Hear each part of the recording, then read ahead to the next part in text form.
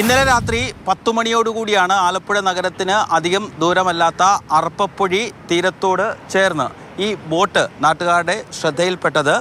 വേഗത്തിൽ പോലീസും ഫയർഫോഴ്സും റവന്യൂ വകുപ്പ് ഉദ്യോഗസ്ഥരും എത്തി. അപകടമുണ്ടാകുമ്പോൾ കപ്പലിലുള്ളവർക്ക് രക്ഷപ്പെടാനായി ഉപയോഗിക്കുന്ന ചെറിയ ബോട്ട് പടം ഉപയോഗിച്ച് പൊഴിയിൽ കെട്ടി നിർത്തിയിരിക്കുകയാണ്. കടലിൽ വീഴുന്നുണ്ട് ഞങ്ങൾക്ക് ഭയം തന്നെയാണ്.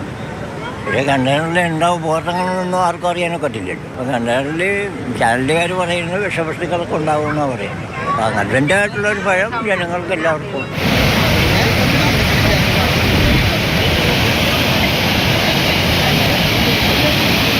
ബോട്ടടിഞ്ഞതിന് 5 കിലോമീറ്ററോളം തെക്കുമാറി വളഞ്ഞവഴി തീരത്താണ് ഇന്ധന ടാങ്കർ അടിഞ്ഞത്.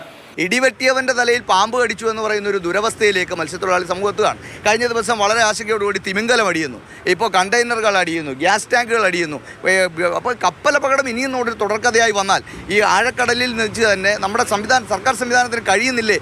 നടപടിക്രമങ്ങൾ പാലിച്ച് ബോട്ടും ടാങ്കറും തീരത്ത് നിന്ന് മാറ്റുമെന്ന് ജില്ലാ കളക്ടർ.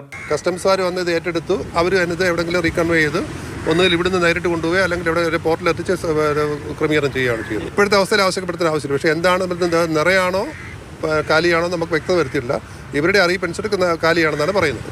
കൊച്ചി ചെല്ലാനത്ത് വീപ്പയും കാസർഗോഡ് കുമ്പള കോയിപ്പാടിയിൽ ബാരലും അടിഞ്ഞു. അടുത്ത 2 ദിവസം കൂടി കേരള തീരങ്ങളിൽ കപ്പലിൽ നിന്നുള്ള വസ്തുക്കൾ അടിയാൻ സാധ്യതയുണ്ട്. തീരത്തടിയുന്ന ചെറിയ വസ്തുക്കൾ പോലും തുറന്നു പരിശോധിക്കരുതെന്നാണ് മുന്നറിയിപ്പ്. അതിനുള്ളിൽ എന്താണ് എന്ന് നമുക്ക് പറയാൻ വേണ്ടി സാധിക്കില്ല. അതുകൊണ്ട് ഉദ്യോഗസ്ഥരൊക്കെ എത്തി അത് സുരക്ഷിതമാണ് എന്ന് ഉറപ്പുവരുത്തിയ ശേഷം മാത്രമേ ജനങ്ങൾ ഈ വസ്തുക്കൾക്ക് അടുത്തേക്ക് പോകാവൂ. മാതൃഭൂമി ന്യൂസ്, ആലപ്പുഴ.